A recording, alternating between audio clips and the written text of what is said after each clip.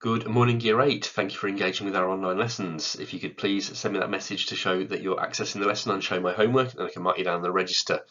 Today's lessons are going to be assessed via two My Maths activities, so there are a couple of questions as the slides go on. And it's going to be multiplying fractions and dividing fractions. Again, this has been set for everyone, but if you do find that it's not showing up in your homework feed, then you can search those two names and you'll be able to access those questions. Please get in touch with me at red@theroyal.school if you do need assistance. I will be in school today, however, for the key worker provision, so it may take me a few moments to get back to you. So do be patient on that, please. And then show my homework if you want to submit any work, although my maths should be sufficient today if you've done the two activities. So today we're having a look at multiplying and dividing fractions, as you might expect, having looked at adding and subtracting them in our previous lesson.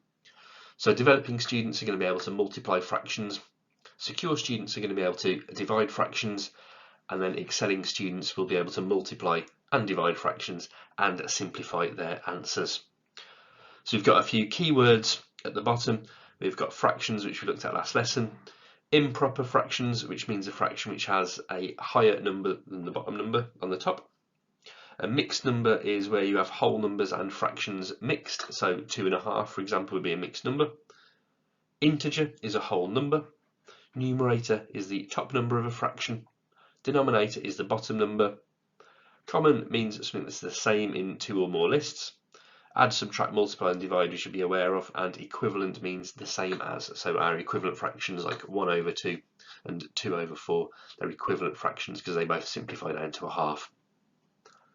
So starter activity. So I'd like you to think of what is the same and what is different about these four fractions on the screen.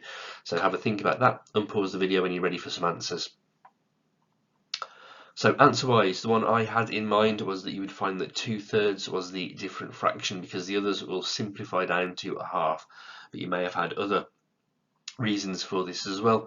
So you might have had 10/20 is the only fraction which has 2-digit numbers in there. There's lots of other reasons. If you want to check, you can get in touch with me via email if you think you've got something that's different to the ones we've mentioned. So multiplying fractions, we're going to have a look at a visual representation of this first, and then we'll have a look at the method behind it. So 1/2 times by 3/4 means 1/2 of 3/4. So of and times are interchangeable when we're looking at mathematics for fractions there, and this is really important when you come to some practical questions or some worded questions. So if I was asking for half of 3/4, I could rewrite it as a half times 3/4. Well, what does that look like? So we could shade in on a rectangle 3/4 of it. So we have our rectangle split into 4 pieces, quarters, and we've shaded in blue here 3 of those. Now, how would we then find a half of that amount? Well, you can see here that we've split our rectangle up with vertical lines, so we could actually now split it in half going horizontally. And then half the amount of squares we had shaded. We did just have 6 shaded, and now we've only got 3. So we can now reassess our fraction. We've got 3 blue squares shaded in out of a total of 8. So we've got 3/8 of the shape shaded in. That's what half of 3/4 is. Now, what were we actually doing number-wise there? It's quite nice and straightforward.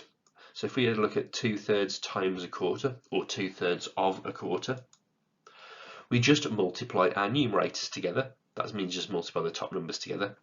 And we also multiply our denominators together. That means just multiply the bottom numbers. So the top of the fraction, 2 times 1 is 2, and the bottom of our fraction, 3 times 4 is 12. And this is it. That's all you need to be doing with multiplying fractions. So it's much, much easier than our addition and subtraction of fractions where we must have had that same bottom number. You don't need that for multiplying. Just go right ahead and multiply the top, right ahead and multiply the bottom, and those are your two numbers in your answer. However, to move up the difficulty here, you're very often going to have fractions that you can simplify, and so we always need to look at our answers and see if you can simplify these and do so as much as possible. So 2 and 12 that we've got here in our fraction for our answer, they're both in the 2 times table. That means they have a common factor of 2. So let's divide them by 2 in order to simplify the fraction. We get down to 1/6 would be our final answer for this. So I've got a few of these for you to try. So there's a red section if you're not feeling as confident, an orange section that jumps up slightly in difficulty, and then a green section numerically which jumps up quite a bit of difficulty in the multiplications that you need to do. So multiply your top numbers, multiply your bottom numbers, and you'll get to your answers. There's an extension question there as well to get people puzzling over if you need. But I would only do one section here because you've got My Maths activities to do later on, and then unpause the video when you're ready for some answers. So answers as follows, and these should be the fully simplified versions of these as well. So make sure you are simplifying down where possible. If you've got a handle on multiplying fractions, then we should be able to move on to dividing fractions. And dividing fractions is fairly straightforward, but there is a little quirk to it. So a visual representation again. 1/2 divided by 1/8 means how many eighths are there in 1/2. So again, we could show a visual representation of this. So let's show a half of a rectangle. There we go. We can see that that's been split vertically with a line straight down in this case. And so we could now have a look at how many eighths are made in this. So let's divide the shape into eighths. Now we can see that it's split into eighths. So remember, our question meant how many eighths are there in 1/2, and you can see that we've actually still got 4 shaded sections in now that it's split into eighths. So a half divided by an eighth gives us 4. So that's 4/8 that made that whole one. Now this one again we can do purely numerically, so we shouldn't necessarily need a diagram each time for it. In fact, the diagrams can be a little bit difficult to draw when you're doing your division of fractions. Let's have a look at doing this just numerically then. So this is a process we need to follow. There's a couple of steps to it, but it should be fairly straightforward as long as you follow those steps. So it might be worth writing them down. So here we've got 2/3 divided by 1/4. Now to divide our fractions, we multiply the first fraction by the reciprocal of the second fraction. So we're going to keep the first fraction as it is. We're going to change the middle symbol into a times, because we're actually going to multiply instead of divide, and because we're doing the opposite or the inverse function of divide times, we actually do the reciprocal. This is like the inverse of our fraction. Now the reciprocal of a fraction means to turn it over. So if we have the fraction 1/4, to find the reciprocal of it, it's going to turn into 4/1. If I had the reciprocal of 2/3, it would turn into 3/2. If you had a whole number, such as 7, then to find the reciprocal of it, you do 1 divided by that number, so it'd be 1/7. And that might help you with some of the My Maths questions. So we're going to multiply the first fraction by the reciprocal of the second. So that's going to give us 2/3, the same first fraction, times by now, and then flip that second fraction, so 4/1. Then we can complete our question. So 2 times 4 for the new top number, because we've just seen how to multiply fractions, and 3 times 1 for the bottom number, and simplify if possible.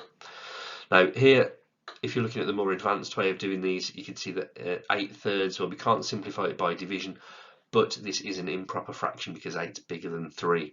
So you could turn that into a mixed number. How many times does 3 go into 8? 3, 6, 9 is going to be too many, so 3, 6 goes twice. And as we've only made 6, there's also going to be 2 remainder, and they are still thirds that we were dealing with in the question. So that would be turning that question into a mixed number. Now, some people remember this method with a nice acronym of KFC. That means keep the first fraction, flip the second fraction, and change the sign into a multiplication sign. And that might help you through these as well. If not, either write down your KFC and what it means, keep, flip, change, or write down what's in the blue bubble at the bottom about the rules to follow. Let's try another one of these then. So 4/5 divided by 2/15. So here we're going to keep our first fraction. We're going to flip our second fraction, and we're going to change the sign to a multiplication.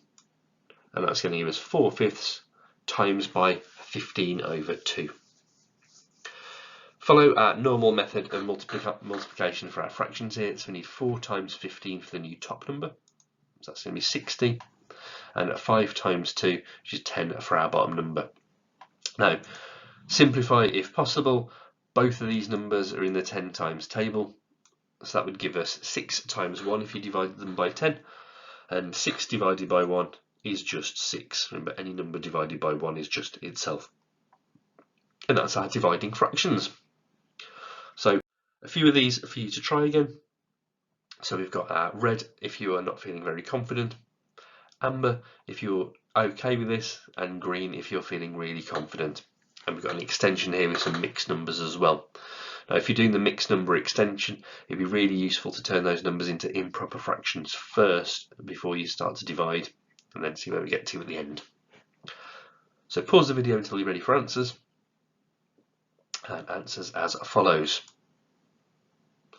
So make sure you are self-marking, please. I'm still getting a few pieces of work that people are sending in with a couple of answers that haven't been ticked or crossed, and I'm not sure if you're aware of any that you've got incorrect there or know how well you've done. So do self-mark on those pieces of work if you are getting through the written exercises.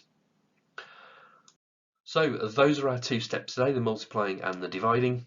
Thank you for engaging with the lesson. Send me that message again on Show My Homework if you haven't already, to show that you've accessed the lesson, I can mark you down on the register.